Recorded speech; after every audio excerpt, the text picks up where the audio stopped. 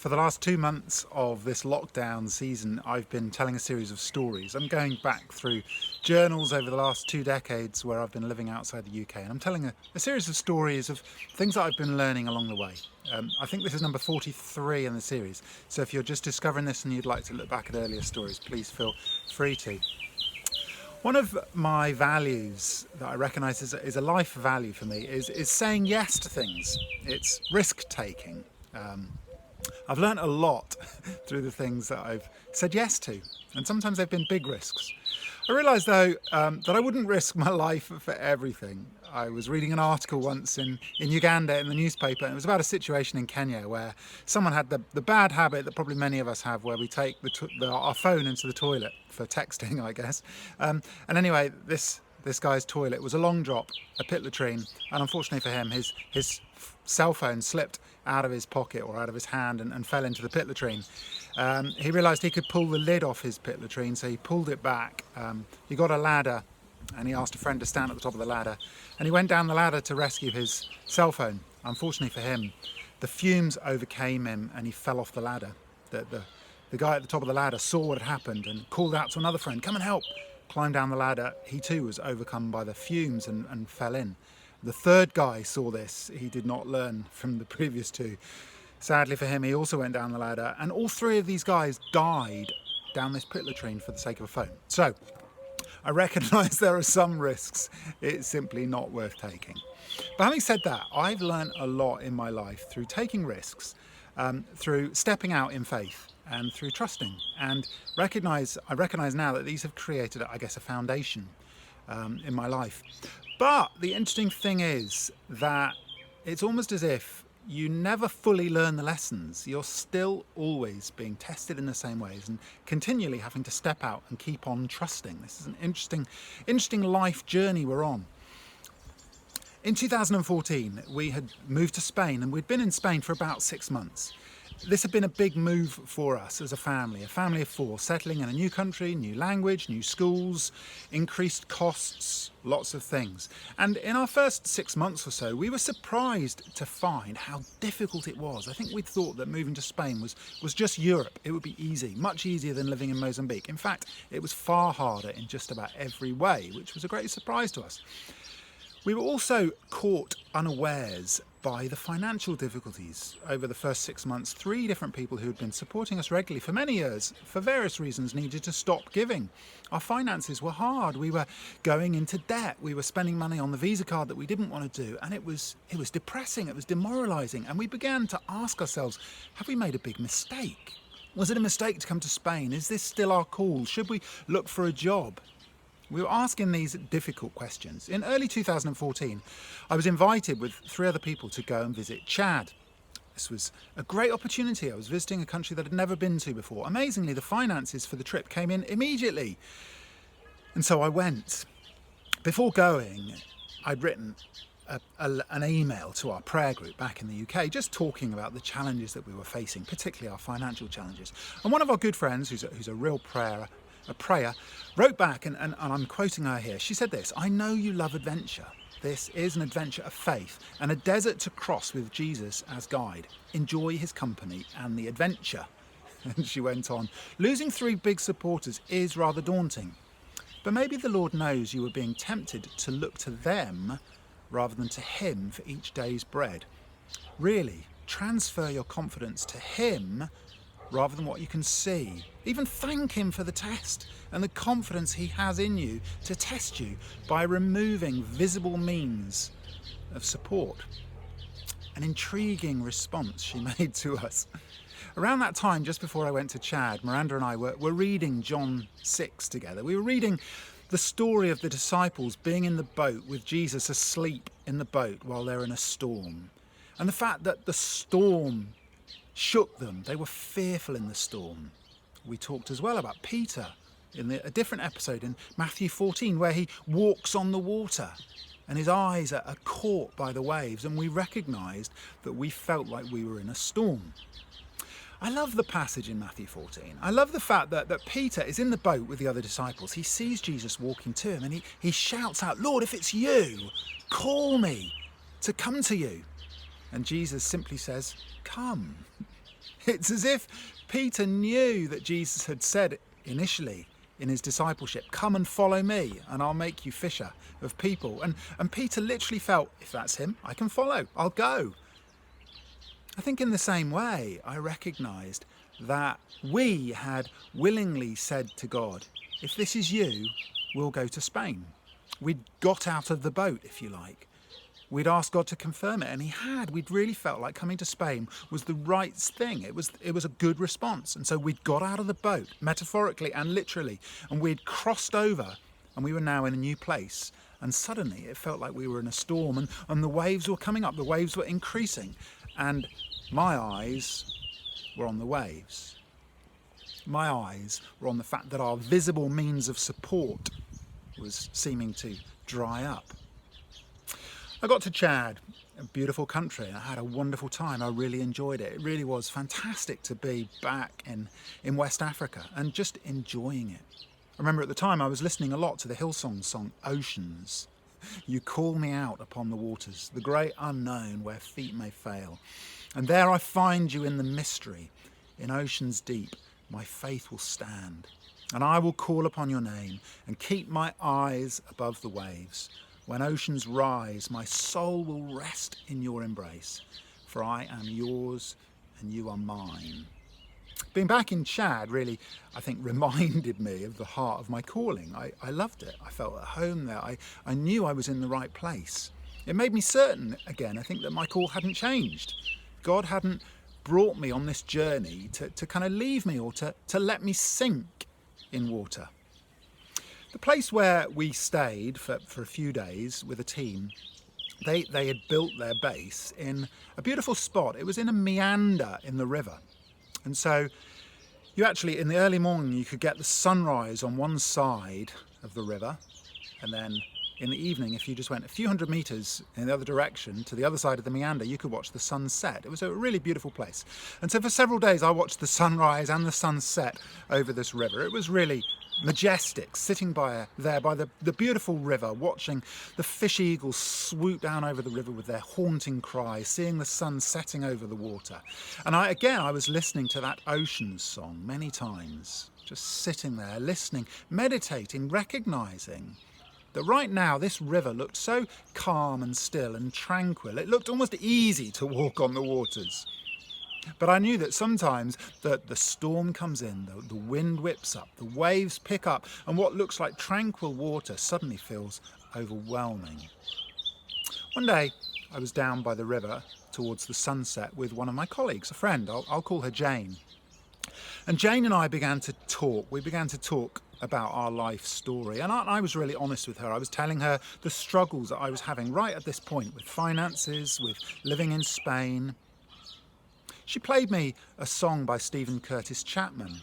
It's called Take Another Step. It's a song, I hadn't heard it before, and it's simply about taking another step. When you can't see what's ahead, when the waves seem overwhelming, just take another step. And I recognised that's what I needed to do. I played her Oceans, and we sat there listening to the Oceans song, and she was struck by the line, "Spirit, lead me where my trust is without borders." And we started talking about that, and I was asking myself, have I been putting borders on my trust? We had a great conversation there, and we prayed together, and I really felt I needed to verbalise and resolve that I didn't want my eyes to be on people. I didn't want my eyes to be on the waves. I didn't want to be caught up by the lack of visible support. Instead, I wanted to really fix my eyes on Jesus, and I wanted to simply take another step. My friend Jane told me a little bit of her story out there. 18 years earlier, she'd actually felt a call to Chad. She'd left her home country and she'd been on her way there with a team, and they'd stopped in France for language learning, and through no fault of her own, the team actually split up and she didn't end up going to Chad. 2 decades passed. Had she lost her calling? Had she missed something? She'd got out of the boat, but the trip hadn't worked out the way she'd imagined. And now, 2 days later, she was here in Chad, in her promised land for the first time. It was obviously a really significant thing for her. The next day after our conversation, the team were going on a trip. We were crossing over the river to visit some friends on the other side of the river, and we were going to cross the river in a dugout canoe, a pirogue. I realised as we were preparing to leave that it looked like Jane was staying behind. I didn't know why. And I said to her, come, are you not coming with us? And for some reason, and it's not my story so I don't know, but for some reason she wasn't going to come in the pirogue. Whether it was negative words that had spoken in the past, whether it was fears, whether it was assumptions, I don't know. But she wasn't going to come. And I sensed that actually maybe she really wanted to. And so I said, why not? Don't worry, it's easy. I've been in dugout canoes loads of times. It's no problem. Come. And what's the worst going to happen? If you fall in, I'll jump in and get you out. And so she came. And she got in the dugout canoe and we crossed the river and we had a wonderful time. And I realised that for some reason in her story, this was a significant moment. This was a moment of trust without borders for her. For her, the question was, am I willing to get back into the boat? For me, the issue was, am I willing to get out of the boat? And having got out of the boat again, am I willing to stay out of the boat? Or am I going to try to climb back in? We're all challenged in different ways. A few years ago, one of my friends wrote a superb blog, and it was called The Minority Report. And in it, she quoted Floyd McClung in his book Follow. And Floyd wrote there are two groups of people in the world, those who have stories to tell and those who don't. Those who are willing to walk on water and those who won't. Those who dare to get out of the boat, like Peter, and follow are the ones who will tell others their stories. And my friend in her blog said that you see these two groups of people in the 12 spies. The majority report came from 10 of them, who saw the giants, who said, we're like grasshoppers. They saw that the waves were too large. They didn't want to get out of the boat. And the minority report came from Joshua and Caleb. They said, we can do this. With God, we can do this. And because of their faith and their trust, they had the chance to live and to prove God. They did overcome the giants in the land. They had an experience of God and a faith story that spoke to others. It's their names and their story that's remembered. Now, as I went through this experience back in 2014 and there in Chad made a conscious decision, I'm going to continue to walk on the waters. I'm not going to allow myself to be distracted by the waves. I'm going to fix my eyes on Jesus. The situation didn't suddenly change overnight. The waves were still there. The finances were still a challenge. It was still a faith stretch, but something did change. It's interesting, I've been walking in this direction for many years now, for more than 2 decades, and yet the tests still seem to come. It's like there's a repeated test, which is part of my repeated growth. I read a beautiful story the other day about someone who went to Stanford, and she was frustrated at the length of the course, and she went to the principal and said, why do I need to do such a long course? And he said, well, what do you want to do with your life? If God wants to grow an oak tree, he takes 100 years. If he wants to grow a squash, he takes 6 months. There are some things in our journey of becoming that take time, repeated tests, repeated challenges, to build up the muscle memory, to build up our deep sense of trust, to build up our muscles. I'm really grateful for these times where I've been stretched. There was something as well about standing by the riverbank and verbalising with someone else, no, I'm going to go on. I am going to take another step. Sometimes I've made those verbal declarations on my own, on top of a hillside. I am going to Mozambique. Other times I've stepped over the line in front of a group and I've said, I am making myself available for leadership, and I've declared something. And there by the river I was declaring, I am getting out of the boat and I'm staying out. I'm not going to allow myself to be distracted by these waves. I'm going to fix my eyes on Jesus, the author and perfecter of my faith.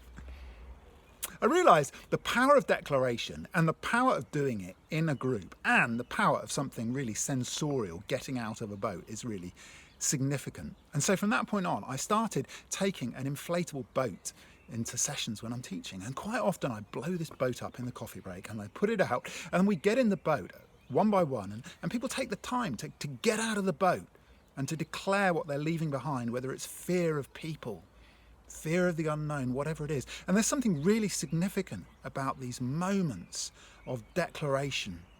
Our whole body is kind of engaged in this. It's beautiful. This idea of the waves and the boat, it reminded me of St. Brendan's prayer. I'll read it. It's a beautiful prayer. Shall I abandon, O King of mysteries, the soft comforts of home? Shall I turn my back on my native land and my face towards the sea?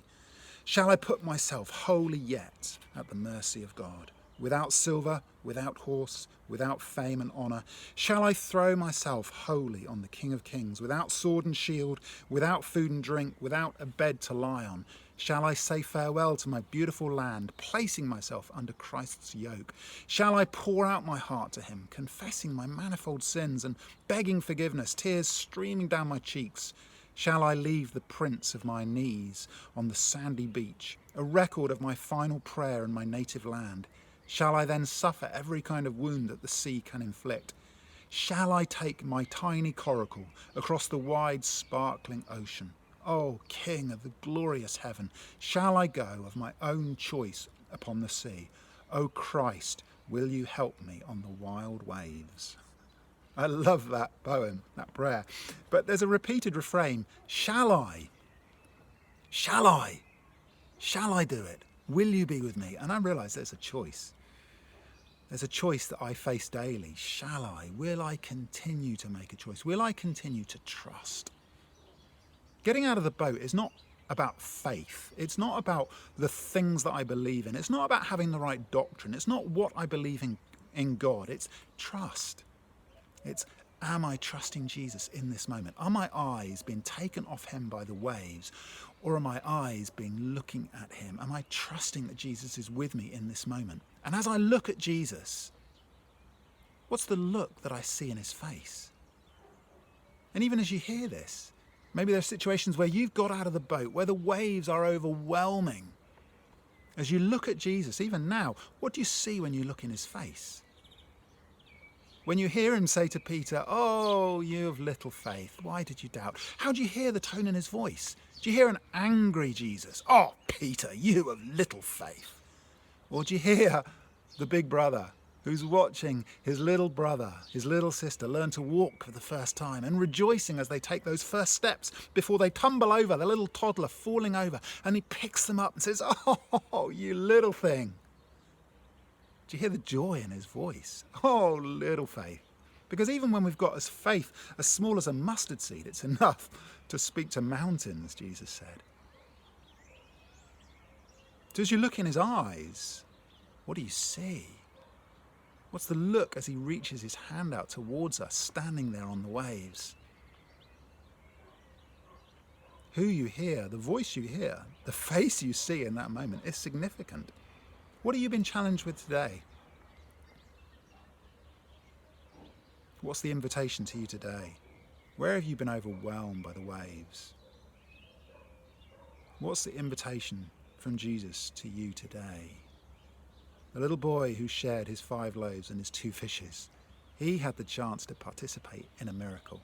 Peter, being willing to get out of the boat, he had the chance to try to walk on water with Jesus. The 11 disciples stayed in the boat. It's those who get out of the boat, who fix their eyes on Jesus. They're the ones who have the chance to learn something from him. They're the ones who have a story that they can tell.